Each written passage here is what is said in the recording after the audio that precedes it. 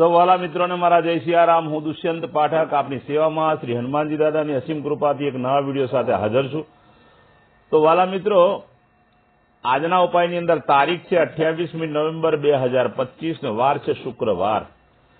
પંચાંગ કહે છે માગસર મહિનો શુક્લ પક્ષ ચાલી રહ્યો છે। શતભિષા નક્ષત્ર વ્યાઘાત યોગ છે। કુંભ રાશિનો ચંદ્ર અને વૃશ્ચિક રાશિનો સૂર્ય છે। વાલા મિત્રો, અશુભ સમયની જો વાત કરીશ તો રાહુકાળ સવારે 10:54 થી 12:15 સુધી છે અને યમઘંટ 2:57 થી 4:18 સુધી છે। આ બંને અશુભ સમય કહેવાય। અશુભ સમયની અંદર કોઈ શુભ કાર્ય શુભ યાત્રા ન થાય। શુભ યાત્રા અથવા શુભ કાર્ય કરવા માટે કોઈ સારું મુહૂર્ત ચોઘડિયું લેવું જોઈએ, જેમાં અભિજીત મુહૂર્તનો સમય છે 11:53 થી 12:37 સુધીનો આ શુભ સમય છે। તેમાં તમે કોઈ પણ પ્રકારનું શુભ કાર્ય કરી શકો, શુભ યાત્રાની શરૂઆત પણ કરી શકો। વાલા મિત્રો, આજના ઉપાયની અંદર વહેલી સવારે સ્નાન કરવા માટે બેસો, નાહવા માટે બેસો ત્યારે નાહવાના પાણીની ડોલમાં તમારે 4 ચમચી જેટલું ગુલાબજળ પધરાવવાનું છે, સાથે 1 ચમચી હળદર પણ પધરાવવાની છે। પાણીમાં બધું મિક્સ કરી તે પાણીથી જ નાહવાનું છે। સાદું પાણી અંદર ઉમેરી શકાય, સાબુ અને શેમ્પૂનો ઉપયોગ પણ કરી શકાય। વાલા મિત્રો, સ્નાન તમારું પતી જાય પછી તમે અંડરગાર્મેન્ટ્સ પહેરો, અંદરના કપડાં પહેરો ત્યારે અને બહારના કપડાં પહેરો ત્યારે તમારે સેન્ટ એટલે સ્પ્રેનો અથવા અત્તરનો ઉપયોગ કરવાનો છે। આટલું કાર્ય પતી જાય ત્યાર પછી સીધા જ સંધ્યાકાળે પશ્ચિમ દિશા તરફનું મુખ રાખીને એક હનુમાન ચાલીસા, કાગભૂષણજી રામાયણજીનો પાઠ શ્રી હનુમાનજી દાદાને પશ્ચિમ દિશા તરફનું મુખ રાખીને અર્પણ કરવાનું છે।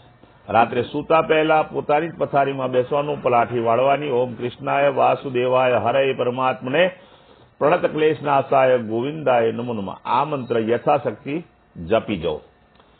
આટલું કાર્ય થઈ જાય એટલે આજનો ઉપાય પૂરો થાય છે। જે મારા વાલા મિત્રનો જન્મદિવસ 28મી નવેમ્બર 2025 અને શુક્રવારના દિવસે છે તે બધાને જ મારા તરફથી જન્મદિવસની શુભકામના છે। મેં કહ્યું તે પ્રમાણે તમારે સ્નાન કરવાનું છે અને કપડા ઉપર સ્પ્રે અથવા સેન્ટ લગાડવાનું છે। ત્યાર પછી સંધ્યાકાળ થાય તે પહેલા બજારમાંથી પતાસા લાવવાના છે। પતાસા ખાંડના બનેલા, અને એ પતાસા નાના નાના બાળકોને વેચવાના છે। માત્ર આટલું જ કાર્ય છે, બીજું કોઈ કાર્ય કરવાનું નથી। ભગવાનની કૃપાથી આખું વર્ષ તમારું આનંદ સહિત પસાર થશે। જે વાલા મિત્રની મેરેજ એનિવર્સરી 28મી નવેમ્બર 2025 શુક્રવારના દિવસે છે તેમને સવારે સ્નાન કરવાનું, પછી પોતાના વડીલ હોય, માતા પિતા હોય તેમને ચરણ સ્પર્શ કરવાના, આશીર્વાદ મેળવવાના। ત્યાર પછી ગૌશાળાએ જવાનું। ગૌશાળાએ ગાયોને ઘાસની સેવા આપવાની છે।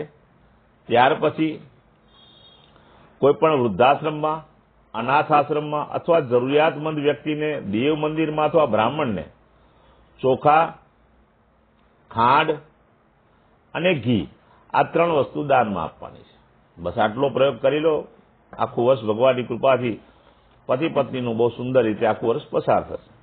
વાલા મિત્રો, બધા જ મારા વિડીયો યુટ્યુબ પર હોય છે, ઇન્સ્ટાગ્રામ પર હોય છે, ફેસબુક પર હોય છે।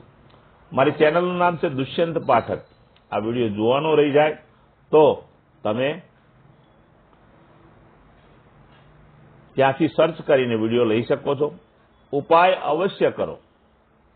સતત નિરંતર ઉપાય કરવાથી તમારા ગ્રહો બેલેન્સ થશે અને એકવાર ગ્રહો બેલેન્સ થઈ ગયા પછી તમારા જીવનમાંથી દુઃખ, પીડા, ચિંતા, ટેન્શન, સંઘર્ષ બધું ધીમે ધીમે ઓછું થશે।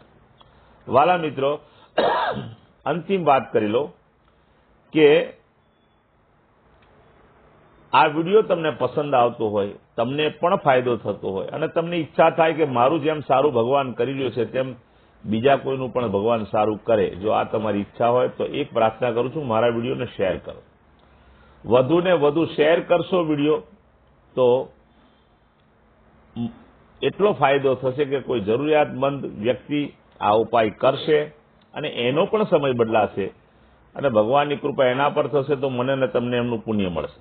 તો વાલા મિત્રો, આપણે તો હંમેશા બધા માટે એક જ ભાવના રાખીએ છીએ કે બધા સુખી થાય, બધાના જીવનમાંથી સંઘર્ષ, દુઃખ, પીડા, ચિંતા અને ટેન્શન ઓછું થાય.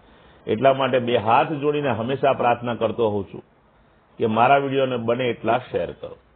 તો નવા વિડીયો સાથે ફરીથી મળીશું. આપ સૌને મારા જય શ્રી રામ.